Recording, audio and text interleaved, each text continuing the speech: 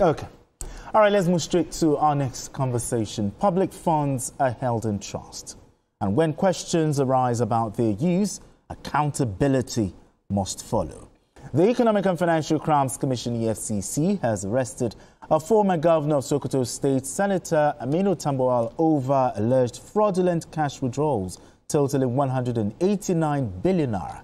According to the EFCC, the withdrawals are suspected to be in violation of the Money Laundering Prevention and Prohibition Act 2022. Meanwhile, the African Democratic Congress ADC has accused the EFCC of masterminding arrests against opposition politicians, describing recent arrest as a plot to intimidate the opposition. Okay,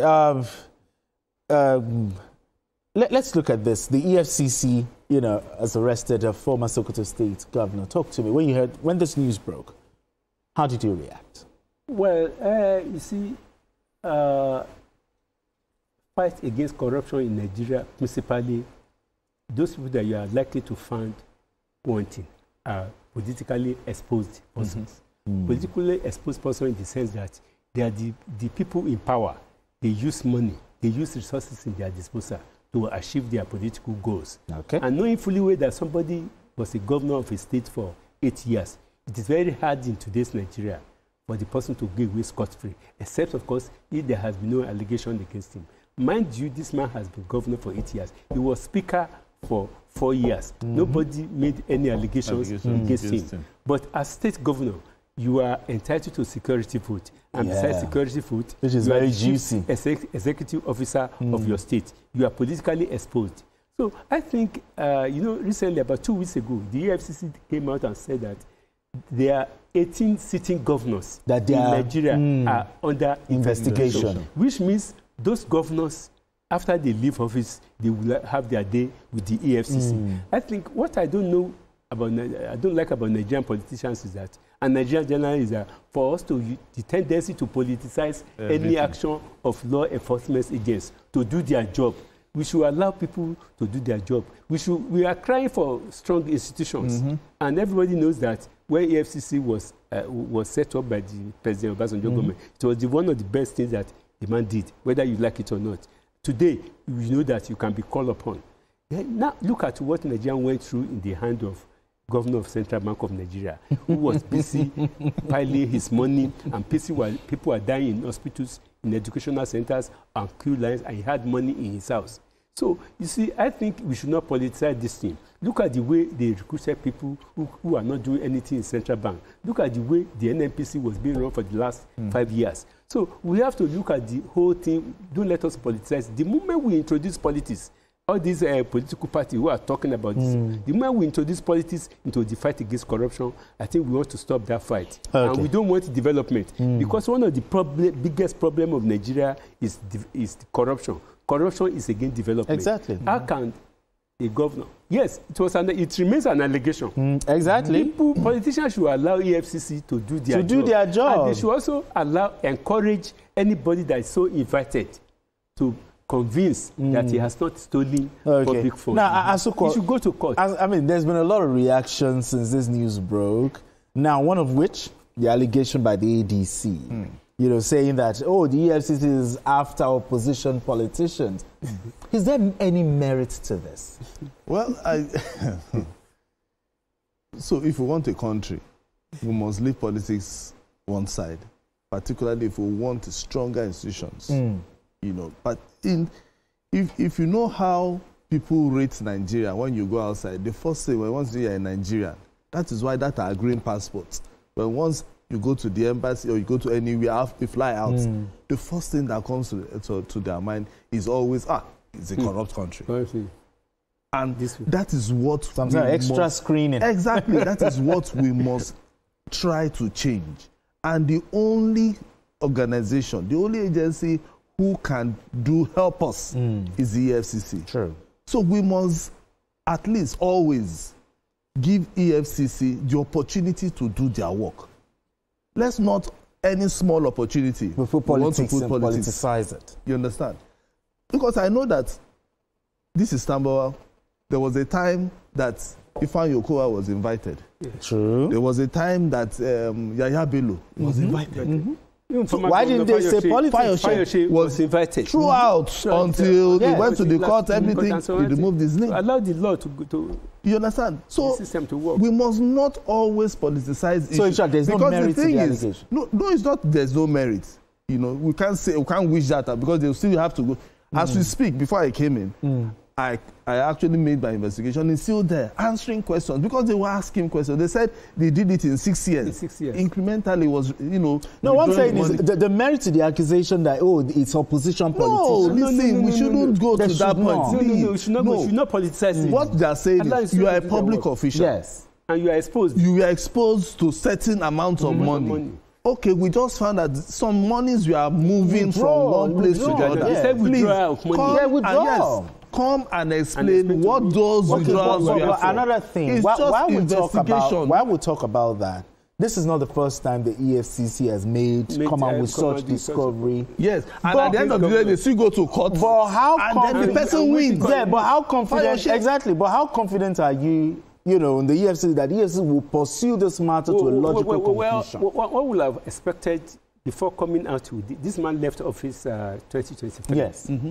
Before coming out with this allegation, because it remains an allegation. Yes, they have done their own work. Exactly. And the most important thing is that what makes EFCC to lose case is that if your evidence is not strong enough. Okay. Because you have to be able to convince the court against beyond all reasonable doubt. So the man the onus is on the governor, the accused, to also convince the law, hiring lawyer to make sure that the money that he withdrew cash over 8 years was done in the interest of the state. So if he says just for him to prove, he has to prove. The onus lies on him now to prove, not on EFCC, to prove that the money was withdrawn. I mean, yeah, he was accused of withdrawing 189 billion. But how will such large withdrawal escape the red flag of anti-money laundering regulations? As the governor of a state. See, he's the governor. Okay, he's the governor. As the governor of the and state. Then, you know, and it was not just, give me that money.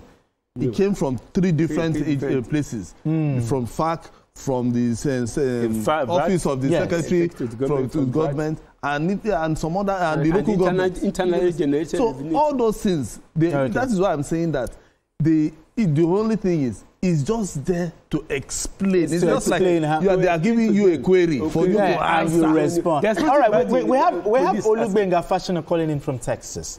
Olugbenga, go ahead. Hello, I'm Olumuyiwa Fashioner. Okay, Olumuyiwa, apologies. Olumuyiwa Fashioner from Texas. All right, go ahead. I have been following your program and it is interesting and I love it so much. Thank you. So what I just want to say about this banditry, like you have all said, it is linked with the political elites. And that is why the solution is far, far, far from being solved. If the police can make an example of opening up somebody, one of the political giants, out, you will see that all these things will be eradicated. That is number one. Then number two, the issue of the police, the state police, and the local government police should be seriously addressed so that one will be interacting with each other or one another. Then with the federal government security police, if they join together, all these things will be solved. All right. The foundation problem is nipping out those political giants that are behind this banditry. And they are making the poor people suffering a lot.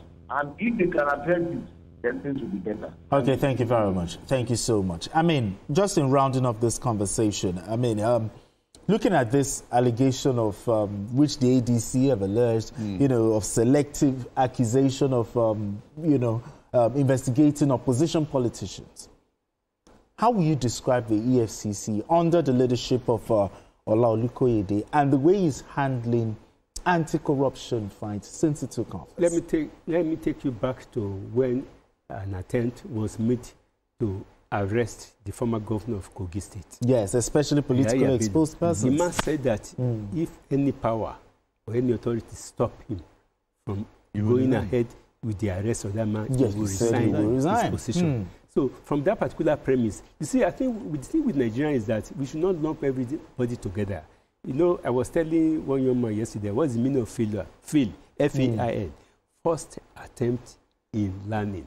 It is not the end of the world. If the EFCC under the former person afraid, it does not mean that the other person will fail. Exactly. Because the power of the EFCC rests on the political willingness of the president or those in federal authority to allow him to do his job. This man said that he should be allowed to do his work. And so far, we should not believe that because he has arrested somebody in the PDP or in APC or in ADC is being used by the federal government. And the moment we keep on doing this thing, then the anti-corruption thing will not work. And if it failed, Nigeria cannot develop. Exactly. Because how can a governor, the governor, as of right, has access to security vote every month. But when you now withdraw money, a chunk of the bulk of the money of the state, I think you should be made to explain how the money was disposed. To explain. It's an explanation. Absolutely. A query is an explanation. When they give you a query, you have not committed any crime until you are found. Exactly. Explain within.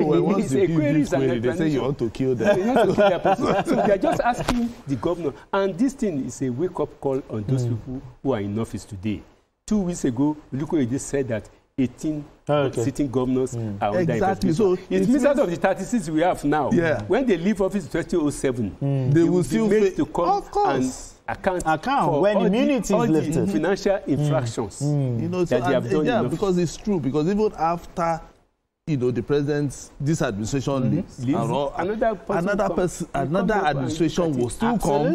Whether it's 2027, 31, whatever. There will still be some governors that will be invited. And there's one thing we have to know is that my people have a saying that when you bend down like this to look at another person's yansh, another person is looking at your own yansh. This is television. Let's not use TV. For those people who are being probed today, for those people who are being examined today, they should know that they too, somebody is coming behind them to ask them to account for what they have done. But anyway, thank you so much to the Avaton. Yes. Appreciate you as always. Thank you so much for doing this with us. Asuko James, as always. Thank you so much. We are sorry. We are pleading that Mr. Bata is not a TV person. Yes, so that's why I use that word. All right, and that's it.